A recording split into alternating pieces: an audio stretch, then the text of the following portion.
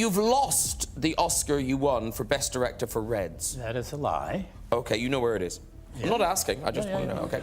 This is Warren Beatty, a name that once meant Hollywood royalty. But today, something isn't right. The once charming star hasn't been seen on a red carpet in years. Insiders whisper of frailty, health struggles, and a desire to stay hidden from the world. What happened to the man who once captivated millions? The answers are more shocking than you'd ever imagine. Let's dive in. Warren Beatty's story began in 1937 in Richmond, Virginia. His childhood was marked by constant moves as his father, Ira Owens Beatty, pursued a career in education. Eventually, the family settled in Arlington, Virginia, where Warren's love for movies began to take shape. Inspired by his older sister, actress Shirley MacLaine, Warren often joined her on trips to the theater. This sparked his fascination with film. One movie that left a strong impression on him was The Philadelphia Story, 1940. He saw a resemblance between Katharine Hepburn and his own mother, both in appearance and personality. Another film that touched him deeply was Love Affair, 1939. Years later, it inspired him to create his own remake. As a child, Warren was drawn to performing. In the 1950s, he became a fan of the Texaco Star Theater, a comedy show hosted by Milton Berle. He admired Berle's humor and stage presence, often imitating the comedian's routines. This early interest in comedy hinted at Warren's future in entertainment. Shirley MacLaine, already a Hollywood star, encouraged her younger brother to pursue acting. But Warren's ambitions went beyond performing. Even in his early roles, he often gave input on scripts, lighting, and costumes. This habit frustrated some directors, but showed his desire for creative control. Warren's need for control came from his passion for storytelling. He didn't want to just act, he wanted to shape every detail of the filmmaking process. This drive later led him to take on roles as a writer, producer, and director. It gave him the freedom to bring his creative vision to life and oversee every part of his projects. In high school, Warren Beatty shined as a football player. At Washington Lee High School in Arlington, he earned a spot on the team and was offered several college football scholarships. But he chose a different path. Instead of sports, he decided to follow his passion for the arts. Beatty enrolled at Northwestern University to study liberal arts and joined the Sigma Chi fraternity. However, college life wasn't for him. After 1 year, he left to move to New York City and pursue acting. There, he trained under the legendary Stella Adler, determined to follow in his sister Shirley MacLaine's footsteps. Life in New York was tough. Beatty struggled to make ends meet, often surviving on peanut butter and jelly sandwiches. He took on various odd jobs to get by. He washed dishes, played piano in bars, and even worked as a sandhog digging tunnels under the city. Despite the hardships, he stayed focused on acting and worked tirelessly to perfect his craft. By the late 1950s, Beatty began to make a name for himself. He appeared on popular TV shows like Studio One, Kraft Television Theater, and Playhouse 90. He even landed a recurring role on The Many Loves of Dobie Gillis, playing Milton Armitage, a wealthy and arrogant character. Beatty's big break came on Broadway in the play A Loss of Roses by William Inge. He played a young man in love with his best friend's mother, a role that earned him a Tony Award nomination and a Theatre World Award. Although this was his only Broadway appearance, it established him as a rising talent in the acting world. In 1961, Beatty made his film debut in Elia Kazan's Splendor in the Grass. Starring alongside Natalie Wood, he played a young man torn between love and societal pressures. The film was a hit, winning 2 Academy Awards. Beatty earned a Golden Globe nomination for Best Actor and won the Golden Globe for New Star of the Year. Working with Elia Kazan was a turning point for Warren Beatty. Kazan became more than a director. He was a mentor and a father figure. Years later, during a Kennedy Center tribute, Beatty publicly thanked Kazan. He called their collaboration the most important break of his career. Their relationship was complex. Kazan and Beatty came from different worlds and had very different personalities, yet they shared a deep passion for filmmaking and mutual respect. Kazan once described Beatty as a young man who wanted it all and wanted it his way. He admired Beatty's intelligence, boldness, and unwavering confidence, especially when it came to women. Kazan believed this confidence was something women secretly widely admired. At the start of his career, Beatty fit the image of a Hollywood heartthrob. He was a handsome actor with a love for the social scene. But Bonnie and Clyde, 1967, changed everything. The film, which he co-produced, redefined him as a serious and innovative filmmaker. Movie columnist Gerald Garrett captured this transformation, writing, "At 28, the image of Warren Beatty, fun-loving playboy, is dead. Warren Beatty, a man of the cinema, is born." After his debut in Splendor in the Grass, Beatty sought challenging roles. He appeared alongside Vivien Leigh in The Roman Spring of Mrs. Stone, 1961, and starred in films like All Fall Down, 1962, Lilith, 1963, and Mickey 1, 1965. He worked with top directors, including John Frankenheimer and Arthur Penn, proving his versatility as an actor. In 1965, Beatty founded his own production company, Tatira. Named after his parents, it marked his commitment to controlling his creative vision. 2 years later, at just 29, he produced and starred in Bonnie and Clyde. Determined to break Hollywood conventions, he assembled a talented team. Beatty carefully selected the cast for the film. Faye Dunaway joined as Bonnie Parker, with Gene Hackman, Estelle Parsons, Gene Wilder, and Michael J. Pollard rounding out the ensemble. Their chemistry brought the story to life, earning praise from critics and audiences. The project faced resistance from studio head Jack Warner. He dismissed the film as outdated gangster stuff, but Beatty's determination pushed the project forward. He championed the script and protected the film's bold vision. The result was a groundbreaking movie that reshaped American cinema. Bonnie and Clyde became both a critical and commercial hit. It earned 10 Academy Award nominations, including Best Picture and Best Actor for Beatty. It also received 7 Golden Globe nominations. Beatty's decision to take a 30% share of the profits proved lucrative, netting him $6 million. The film's success solidified his place as one of Hollywood's most influential filmmakers. After the success of Bonnie and Clyde, Warren Beatty expanded his acting portfolio. He starred with Elizabeth Taylor in 3 films: The Only Game in Town, 1970, McCabe and Mrs. Miller, 1971, and Dollars, 1971. Each showcased his range, moving effortlessly between romance, westerns, and crime dramas. But Beatty's passions weren't limited to acting. In 1972, he used Hollywood's influence for political activism. He organized benefit concerts to support George McGovern's presidential campaign. The first event, Four for McGovern, held at the Forum in Los Angeles. The concert was a huge success, with Streisand even recording a live album from the event. Beatty didn't stop there. He brought Joni Mitchell and Paul Simon to a Cleveland concert alongside James Taylor. In June, he organized Together for McGovern at Madison Square Garden. This event reunited Simon and Garfunkel and included performances by Peter, Paul and Mary, Dionne Warwick, and Nichols and May. These concerts changed the way celebrities engaged in politics, blending star power with activism. Campaign manager Gary Hart later said Beatty invented the political concert. In 1974, Beatty starred in Alan Pakula's political thriller The Parallax View and Mike Nichols' comedy The Fortune. But his real creative breakthrough came in Shampoo, 1975. Not just an actor, Beatty co-wrote and produced the film, directed by Hal Ashby. Set during the 1968 presidential election, the movie explored social change and political disillusionment. It was a hit, earning 4 Academy Award nominations and 5 Golden Globe nods. In 1978, Beatty took on an even bigger challenge. He directed, produced, co-wrote, and starred in Heaven Can Wait,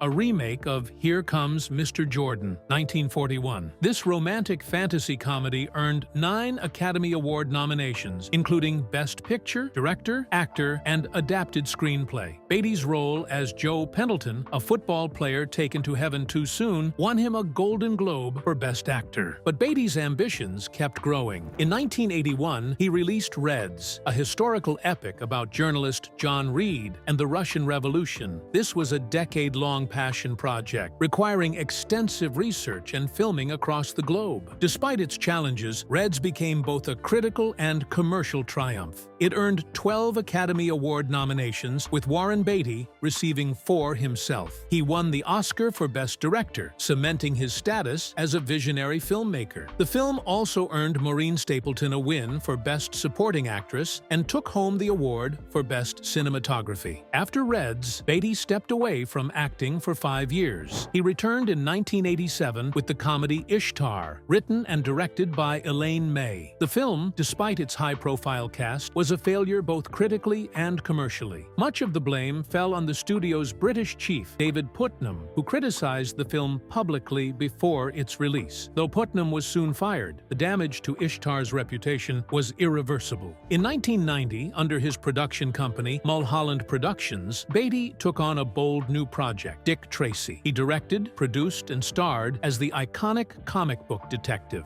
The film dazzled audiences with its bold visuals and vibrant colors, staying true to the comic strip's spirit. It became a box office hit and earned 7 Academy Award nominations, including Best Picture and Best Actor for Beatty. The following year, Beatty produced and starred in Bugsy, directed by Barry Levinson. Playing the infamous gangster Bugsy Siegel, he explored the character's ambition and flaws. The film was a major success, receiving 10 Oscar nominations, including Best Picture and Best Actor. It won 2 awards for Best Art Direction and Best Costume Design. In 1994, Beatty co-wrote, produced, and starred in Love Affair, a romantic drama alongside his wife Annette Bening and Katharine Hepburn. However, the film failed to match the acclaim of his earlier projects. It received mixed reviews and struggled at the box office. Beatty rebounded in 1998 with Bulworth, a political satire that he wrote, directed, and starred in. The film offered a sharp critique of American politics and the corrupting influence of money. Bulworth was a critical success and earned an Oscar nomination for Best Original Screenplay. However, Beatty's momentum slowed with Town and Country, 2001, a box office disaster. The film's poor performance marked a turning point, and Beatty stepped back from acting and directing. For 15 years, he remained out of the industry, leading to speculation about his future. During this hiatus, Beatty stayed busy with other ventures. He became embroiled in a legal battle with Tribune Media over the rights to the Dick Tracy character. In 2011, after a decade-long legal fight, Warren Beatty won his case. The victory highlighted his persistence, even outside Hollywood. Soon after, his passion for filmmaking returned. In 2016, he directed Rules Don't Apply, a romantic comedy drama set during Hollywood's golden era. Earlier in 2010, Beatty put on his Dick Tracy fedora once more for a 30-minute special on TCM. The show was a mix of fiction and reality, featuring an interview with Dick Tracy, played by Beatty, and film critic Leonard Maltin. The special explored the detective's legacy, with Tracy sharing his thoughts on Beatty's portrayal in the 1990 movie. This wasn't just a playful tribute. By creating and starring in the special, Beatty secured the rights to the Dick Tracy character. This clever move kept his connection to the iconic detective intact for future projects. In 2016, Beatty expressed plans to make a Dick Tracy sequel, though the project never materialized. However, in 2023, he surprised fans with another special, Dick Tracy Special, Tracy Zooms In, airing on TCM. In this new feature, Tracy engaged in a comedic Zoom interview with Ben Mankiewicz and Leonard Maltin. During the conversation, Tracy critiqued the 1990 film and joked that a younger actor should take over the role. Beatty's fascination with Howard Hughes dates back to the mid-1970s. He had initially signed a deal with Warner Brothers to make a film about the eccentric billionaire. The project was planned alongside his work on Reds, but the John Reed biopic consumed his attention, and the Hughes film was shelved. Still, Beatty's interest in Hughes never faded. In 2011, he announced his plans to revisit the story, not as a typical biopic, but as a fictionalized romantic comedy. Set in 1958, Hollywood and Las Vegas, the movie, titled Rules Don't Apply, focused on a romance between a young actress and her driver, both working for Hughes. Casting for the film was extensive. Beatty met with rising stars like Andrew Garfield and Alec Baldwin, seasoned actors like Owen Wilson and Justin Timberlake, and even Hollywood icons like Jack Nicholson. The final cast included Annette Bening, Matthew Broderick, Candice Bergen, Ed Harris, and Martin Sheen. Released in 2000, 2016, Rules Don't Apply was a longtime passion project for Beatty, decades in the making. He directed, produced, and starred as Howard Hughes, offering his own take on the enigmatic figure. Despite the excitement, the film didn't live up to expectations. Critics called it overly long and self-indulgent. Audiences found the plot confusing and the characters hard to relate to. Its poor box office performance was a blow to Beatty, who had invested so much into the movie. In 2017, Beatty got a chance to step back into the spotlight in a different way. He and his Bonnie and Clyde co-star, Faye Dunaway, were invited to present the Best Picture Award at the Oscars. The moment was meant to honor the 50th anniversary of their iconic film. What followed was one of the most infamous moments in Oscar history. The wrong envelope was handed to them, leading Dunaway to mistakenly announce La La Land as the winner. The actual winner was Moonlight. The mix-up, later dubbed Envelope Gate, quickly went viral, dominating headlines and social media. The mistake could have been disastrous, but Beatty and Dunaway handled it with humor and professionalism. A year later, they returned to the Oscars to present the Best Picture Award again. This time, there were no errors. Their grace under pressure earned them a standing ovation from the audience. The mishap became a Hollywood legend, proving that even the most carefully planned events can go wrong. It also showed that even seasoned stars aren't immune to mistakes. Still, the moment added a layer of humanity to their legacy and reminded audiences of their resilience. In 2022, Warren Beatty faced serious allegations from Christina Charlotte Hirsch, a woman from Louisiana. She accused him of inappropriate behavior toward her in 1973 when she was just 14 and 15 years old. Hirsch, now in her mid-60s, filed a lawsuit in Los Angeles. Using a California law that temporarily allows claims of past abuse, Hirsch detailed her accusations. She didn't name Beatty directly in the filing,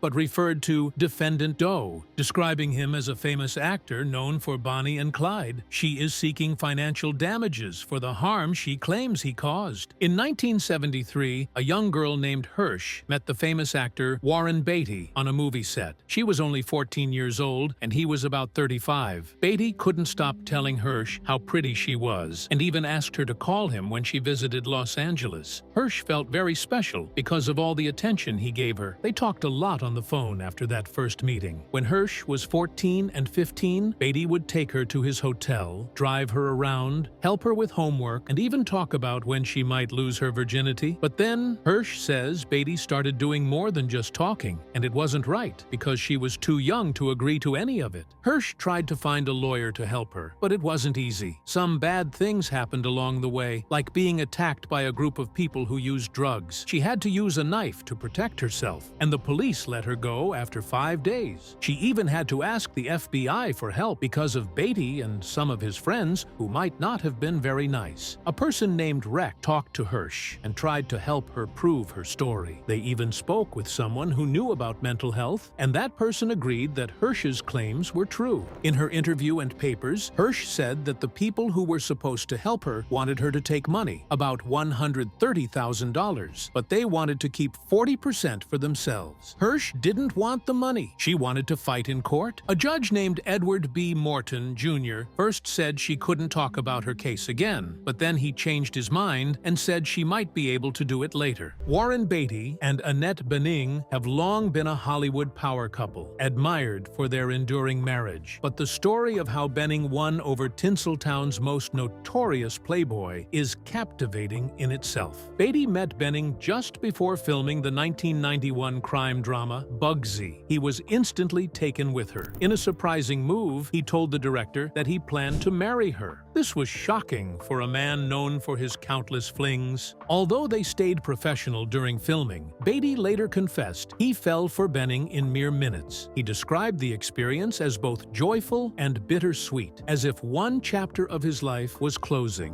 What made Bening stand out was her authenticity. She wasn't the typical Hollywood starlet. According to her mother, Benning's grounded nature and genuine personality were what drew Beatty in. However, Beatty's reputation as a ladies' man loomed large. Author Peter Biskand, in an unauthorized biography, claimed Beatty had been with an unbelievable 12,775 women. Beatty denied the exaggerated number, but admitted to many high-profile romances. His past partners included Natalie Wood, Joan Collins, Madonna, and Diane Keaton. Despite his history, Benning wasn't fazed. In an interview with The Mirror, she spoke openly about her admiration for him. "Of course he likes women," she said. "Why shouldn't he? He makes you feel good." "Well, he made me feel good." A year before their romance on the set of Bugsy, Warren Beatty had his eye on Annette Bening for a different role. He wanted her to star alongside him in the 1990 comic book adaptation Dick Tracy. Beatty arranged a meeting, but Bening never showed up. He later discovered she had flown to New York to support her ex-husband during a tough time. That gesture, selfless and genuine, left a lasting impression on him. Benning's agent had reportedly advised her to avoid the meeting. They feared Beatty's reputation as a ladies' man would lead to more than a professional discussion.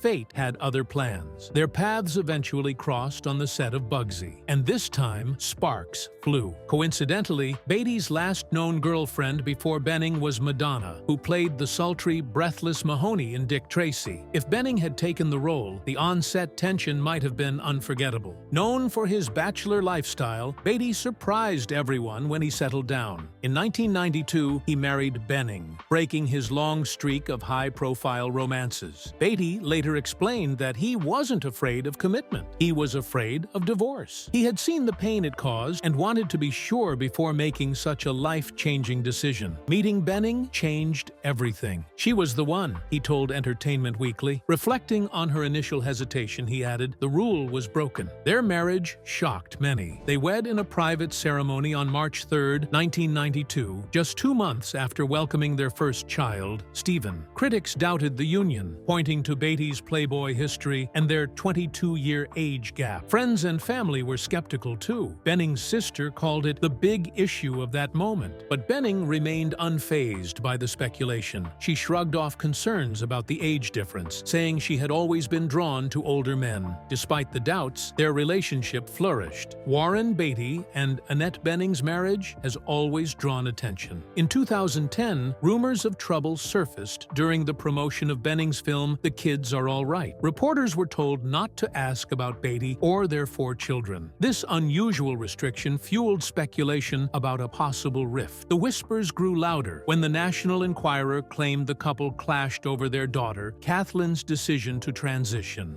The tabloid alleged that Beatty was deeply upset, adding to rumors of family tension. However, years later, Beatty spoke openly about Kathleen, now known as Stephen Ira. He expressed pride in his revolutionary, genius child and their family's unwavering support for one another. During Beatty's 15-year break from acting, he focused on fatherhood. Meanwhile, Benning thrived in her career, starring in acclaimed films like The American President, American Beauty, and 20th Century Women.